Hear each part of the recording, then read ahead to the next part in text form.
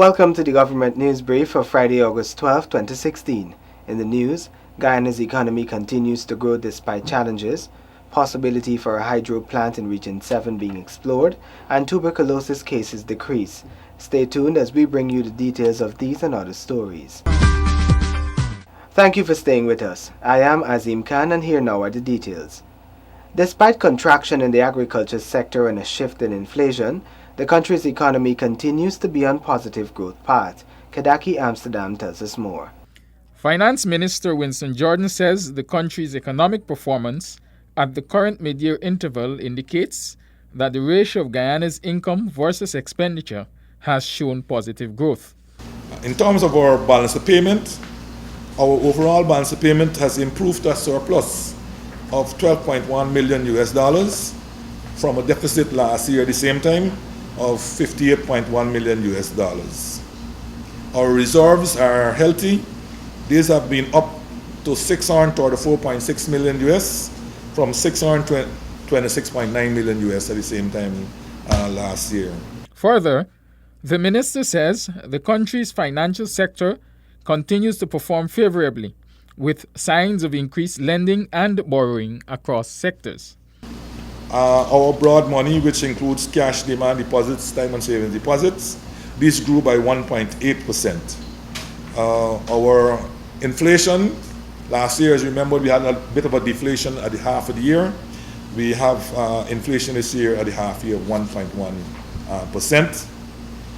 Credit to the private sector has increased 3.9%.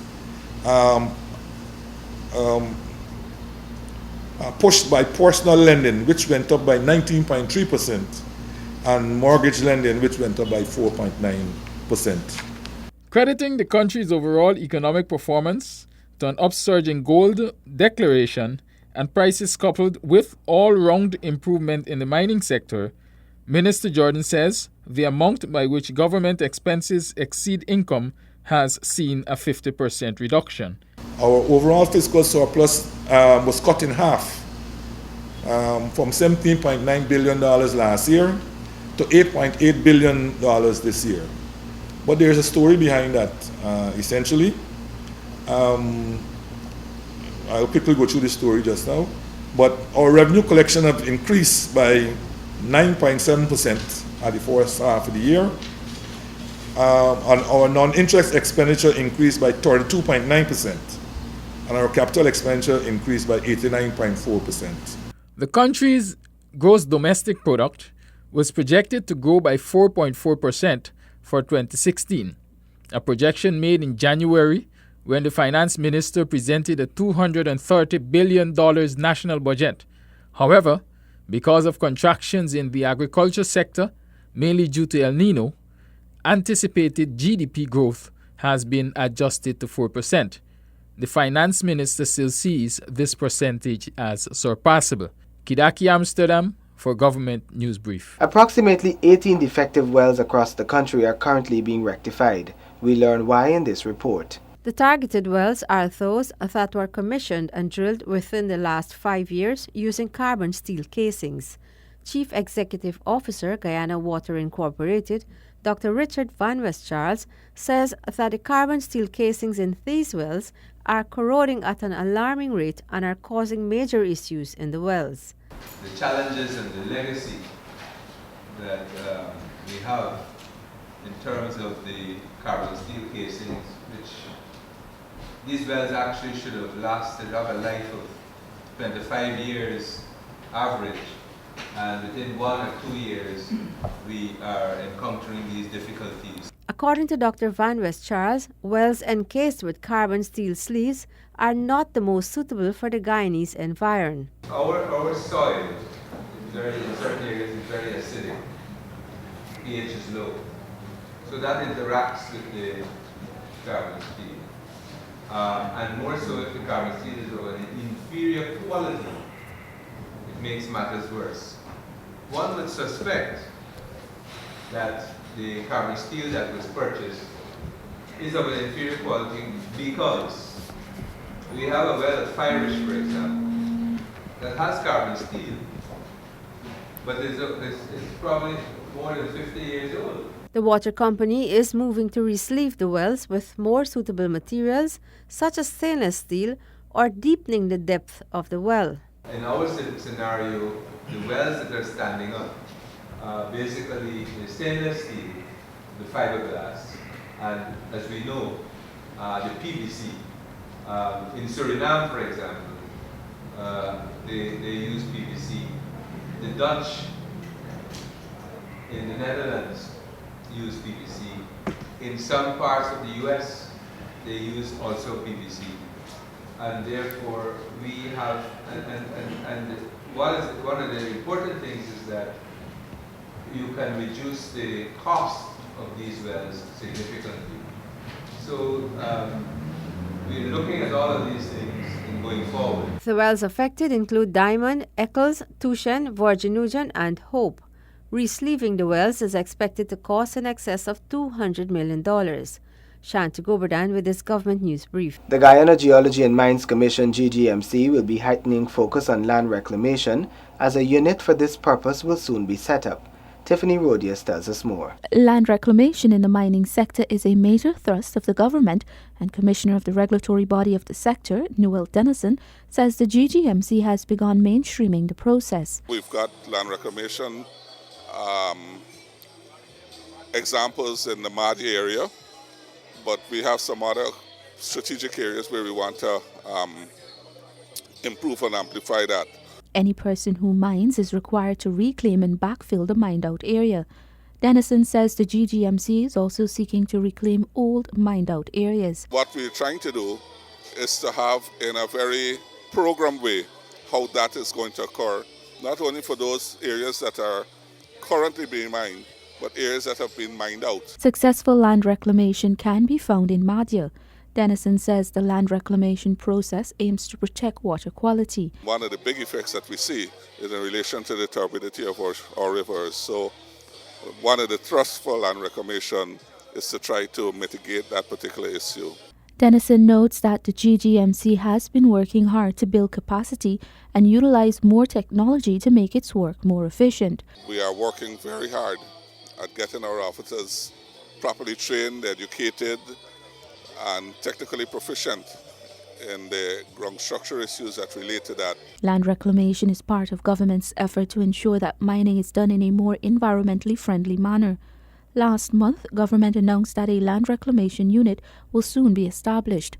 For the Government News Brief, I'm Tiffany Rogers. Reported cases of tuberculosis are on the decrease as the National Tuberculosis Program Unit intensifies its countrywide awareness to prevent, treat, and cure this infectious disease. Delisa Haynes has the details. For the period of January to June 2016, there had been a significant decrease in the number of reported TB cases. Head of the National TB Program, Dr. Jitendra Mohanlal, shared with Gina some of these figures. Last year we had 564 new cases, and 20% of those new TB cases were co-infected with HIV. And as I mentioned, the cohort that we did between January last year to June, it showed the 81% treatment success rate and just 14% default rate. So our default rate is coming down. It's staggering, but we need to see it further coming down. So far for this year, we had 265 new cases, and smear positive, 72% of them were actually smear positive. So they're pulmonary cases, smear positive meaning they are the infectious ones. And the co-infection rate, we actually saw 20% still, you see that relationship. And treatment success rate, I mentioned 81%. Dr. Mohanlal emphasizes that the direct observed treatment short course, DOTS, continues to be the recommended treatment for all TB-infected patients. He says it's the most effective method of treatment. Since we implemented DOTS just over 12 years ago, the treatment success rate then was 38%. Now we've actually reached 81% treatment success rate, which is a commendable achievement. for us in here in a developing country. The National TB Program Unit currently has 18 chest clinics and TB testing sites across the country and intends to further expand these services to reach out to hinterland regions and the highly populated Region 4. We hope to expand our services in the next 3 years from 18 sites to 25 sites with some key areas in the hinterland locations. And out here, because Region 4 is so big, we're hoping to have another site on the East Bank and also going way up to Mycone area. Dr. Mohanlal says the reduction in cases is commendable, but adds that the department aims to completely eliminate the risk of TB in Guyana. For the Government News Brief, I am Delicia Haynes. A hydropower project for Region 7 is one of the major proposals being made by the Upper Mazaruni councillors for inclusion in the 2017 national budget. Details in this report. The proposal is in keeping with government's plan of creating a green economy. Bartica in the region is already a pilot green town. Regional Chairman Gordon Bradford, in an interview with Gina, says that the aim is to improve the standard of living for residents in the Upper Mazaruni. We want to look at the possibility of doing a hydro project which we feel would supply Porimo and maybe even Camarang and Waramadong with electricity. And so once we get that on board, that is going to really boost development. Once the hydro project comes on board, Bradford says that it would not only be beneficial in providing electricity, there will be other spin-off benefits. Things like agro-processing and what have you, because in Porimo and other villages, the land is very fertile. And so the output, the agricultural output, is enormous, and the potential is enormous.